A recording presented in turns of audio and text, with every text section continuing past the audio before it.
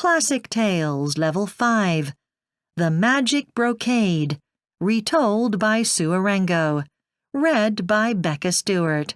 Published in copyright Oxford University Press 2011.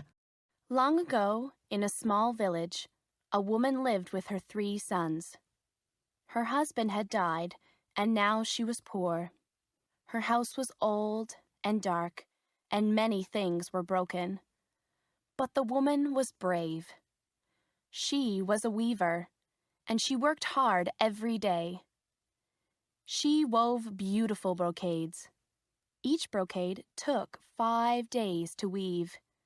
She worked all week, and every Saturday she went to the market to sell her brocade. Then she bought rice, vegetables, and flour, and every Sunday she had a rest. One Saturday, the woman was at the market as usual, and she saw something. It was a picture of a house. A lovely white and gold house with a beautiful garden. An old man was trying to sell it. "How much is this picture?" she asked him. "How much have you got?" he replied. "All I have is 3 coins," said the woman. "Then that is all it costs," he smiled. The woman looked at the picture. She wanted it very much. She looked at it and thought for a long time. Then she said, "Here," and she dropped her last 3 coins into the old man's hand. "It's yours," he said. "Good luck, woman." "What a lovely house!" the woman's sons cried. "I want to live there," said the youngest. "So do we," said his 2 older brothers. "Copy it, mother," cried the youngest. "Weave a copy. Weave it into a brocade." So the woman began to work. The next day was Sunday, and she usually rested on Sundays. But this time she worked. She worked all day. It was not easy to copy the picture. "Stop for lunch," her son said. "I can't," she replied. "I must do this right. This is going to be my best brocade." The woman worked every day. She only slept for a few hours each night. She was so interested in her work, she could not stop. She thought about the picture all the time. She wanted to make her brocade as beautiful as the picture. "Mother," her sons cried, "stop! Have a rest! Let's go for a walk." "No, my dears," she said. "Go for a walk without me, and get some wood for the fire, please." The woman had no time to clean the house or cook the food, so her sons had to clean the house and cook the food. The youngest son was happy to help, but the other 2 became angry. "Hurry up and finish that brocade, mother," they said. "There is no more money. Soon there will be nothing to eat." "I'm busy," she said. "Go and chop some wood. Go and sell some wood at the market." The older brothers didn't like chopping wood. "It's too hot," they said. "I'll help you," said the youngest son, and he chopped wood all afternoon. The woman worked on and on, day after day, night after night. Sometimes it was too difficult. Sometimes she cried, and her tears fell onto the cloth. Then she wove the tears into a river. Sometimes her fingers bled. Then she wove the drops of red blood into blood-red flowers. Her eyes were tired. She wanted to close them, but she kept them open and worked on. Then one night, at last, it was ready. "Oh, Mother!" cried her 3 sons. "It's beautiful! It's so beautiful!" Then suddenly a wind came. It blew through the window and it lifted up the brocade. "Oh!" cried the woman. "My brocade! My work!" She tried to catch it. Her sons ran outside and tried to catch it too. But the wind lifted the brocade up high. It blew the brocade high into the sky, and then the wind blew it away. The woman became ill. She lay in bed for many days, and she could not speak. So the youngest son made her some soup. He spoke to her softly, and she drank some. "Are you feeling better?" he asked softly. "Do you like the soup?" But all she said was, "Go to the mountains. Find my brocade and bring it back to me." The youngest son told his brothers, and the oldest son went off to find his mother's brocade. The oldest son walked quickly, and soon he reached the mountains. Halfway up the mountain, he saw an old woman. She was sitting under a cherry tree. "Where are you going?" she asked. "I am looking for my mother's brocade," he said. "Oh," she said, "the brocade? The fairies have it. The fairies of Sun Mountain. They are copying it." "Well, my mother wants it back," said the oldest son. "Does she? Then listen," said the old woman. "Take this hammer, knock out your 2 front teeth. Give them to this stone horse. He will eat some cherries, and then you can get onto his back and ride him. You will have to ride through fire, and you will have to ride through ice." The oldest son looked at the hammer, and he was afraid. He did not want to knock out his 2 front teeth. He did not want to ride through fire. He did not want to ride through ice. And he did not believe her. "I can't," he said at last. The old woman was kind to him. "Okay," she said. "Go home then. Here, take this bag of coins for your mother. I know that she is poor." The oldest son took the bag of coins and thanked the old woman. But he did not go home. He went to a nearby town and spent all the money. The oldest son did not come home. His mother waited, but he did not return. So the middle son went to find the brocade. He walked quickly. Halfway up the mountain, he saw the same old woman sitting under the cherry tree. "Where are you going?" she asked him. "I am looking for my mother's brocade," he said.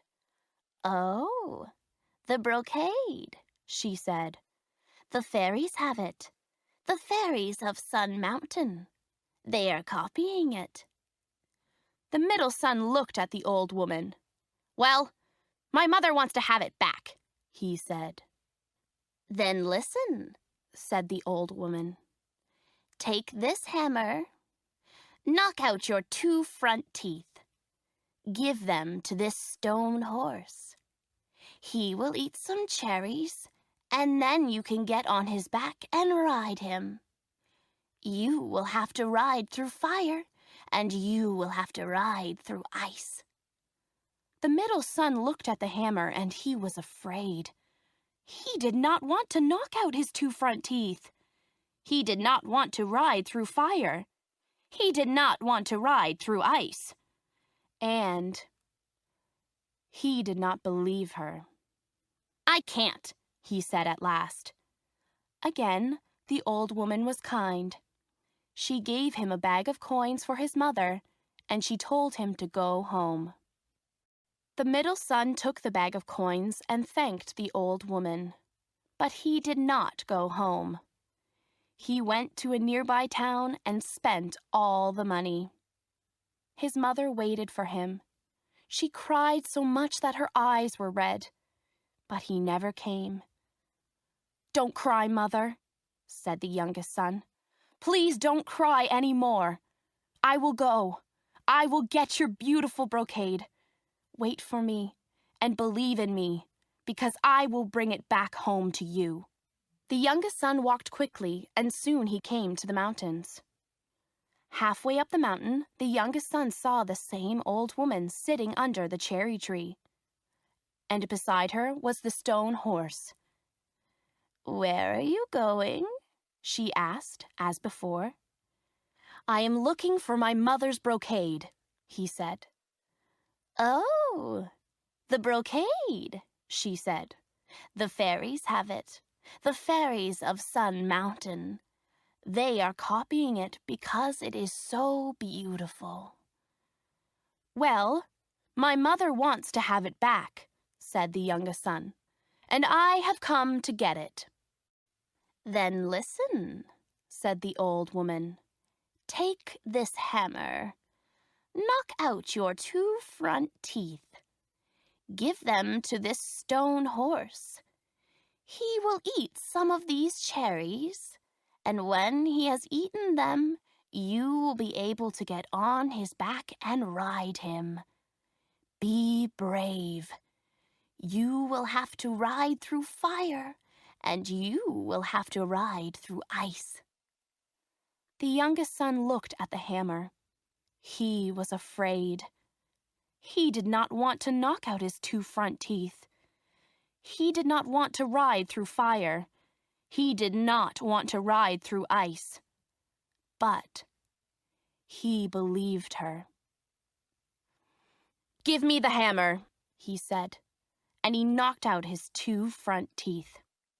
The youngest son gave his 2 front teeth to the stone horse, and at once it was alive. The horse got bigger, and it reached up and ate some cherries from the tree. Then it was ready to go. The youngest son got onto the horse and rode away. He rode quickly, and soon he came to Fire Mountain. He stared at it, and he was afraid, but he said nothing. He only rode. He rode towards it and into the fire. The whole place was red hot. There were flames on either side of him, but he did not cry out. He made no sound. Quickly he rode to the top of the mountain and down the other side. He could hear his heart and the sound of the flames, but he said nothing. Then he came to a huge sea. It was a huge sea of cold water and ice. The waves were big and rough, and pieces of ice were crashing around. It was dangerous and cold. He stared at it, and he was afraid, but he said nothing. He only rode towards it and through the crashing pieces of ice. The whole place was icy cold, and there was ice on either side of him, but he did not cry out. Quickly, he rode through it and out to the other side. He could hear his heart and the sound of the ice breaking, but he said nothing. The youngest son's clothes were wet. His hair was wet. Water dripped from his clothes and it dripped from his hair. He sat on the horse and looked in front of him. Ahead, in the soft golden light, he saw a lovely mountain. And at the top of the mountain, there was the crystal palace of the fairies of Sun Mountain. He stared at it for some time because it was so beautiful. Then he rode towards it. The door to the palace was open, so the youngest son walked into the main hall. Sunlight came through the crystal glass roof and through the big windows. The hall was huge and full of light. Sunlight fell through the glass windows and made little rainbows on the floor. The whole room was full of the most beautiful light. And the youngest son saw 100 fairies copying his mother's brocade. The youngest son walked to the front of the hall. The fairies all stopped working and looked up at him. "Good morning," he said. "I have come to get my mother's brocade." Nobody said anything. Then a fairy in a red dress came up to him and touched him on the arm. "We will soon be finished," she said softly. "Then you can take your mother's brocade back home to her. But first, go through into the other room, eat, drink, and rest yourself. We need to work a little longer. Tonight, we will be finished, and then tomorrow morning, you can take back the brocade." The youngest son was hungry and tired, so he thanked the fairy and went into the next room to eat and rest. There was food on the table and a place where he could sleep. Through the windows he could see the sky, and it was beautiful. He lay down and stared at it for several hours. The fairies worked all day and into the evening. Stars came out in the sky and shone through the crystal glass windows. At last, the youngest son's eyes closed, and he fell asleep. Night came. The 100 fairies finished their work. Now there were 100 copies of the brocade. One by one, the fairies left the room. But one fairy did not leave. It was the fairy in the red dress. She did not want to leave the brocade. Then, suddenly, she thought of something. She had an idea. Quietly and carefully, she added a picture of herself to the brocade. She wove herself standing under a little tree in the garden. "Now I am a part of the brocade," she thought. "So the brocade and I will always be together." When morning came, the youngest son woke up. He was not tired anymore. He felt good and alive. So he went into the hall and got his mother's brocade. The fairy in the red dress also woke up early. "You are taking it away now, aren't you?" she said. "Yes," he replied. "Please thank your mother," she said. "Tell her that we have made 100 copies." "I will," said the youngest son. He looked at the fairy. She was so beautiful. He wanted to stay and talk to her. He wanted to go out onto the mountain with her and walk in the sunshine. But he had to go. His mother was waiting. He had to go home. His mother was waiting. She saw her son and ran out to meet him. She knew that he had the brocade. And then the strangest thing happened. When he opened the brocade to show his mother, the brocade began to get bigger. A little wind came from somewhere and pulled at the brocade. And the brocade got bigger and bigger. And then, suddenly, everything came to life. The house and garden became real. The little white and gold house, the beautiful garden full of flowers and trees, they were real. The mother and her youngest son stood there. They stood there in the garden. All around them were flowers, and then the youngest son saw someone. It was the fairy, the beautiful fairy in the red dress. She was standing under a little tree. And so it was real. It was all real. The house, the flowers, the fairy, everything. The youngest son married the beautiful fairy, and they all lived happily together in the white and gold house. The woman no longer weaved brocades. Instead, she spent all her time growing flowers in the beautiful garden. Then, one day, 2 men came down the road. It was the 2 older brothers. All their money was gone, and they were poor and had nowhere to go. They were sorry for spending the coins and leaving their mother. "Brothers!" cried the youngest son. Look at our beautiful new house. Isn't it wonderful? Brothers, come home."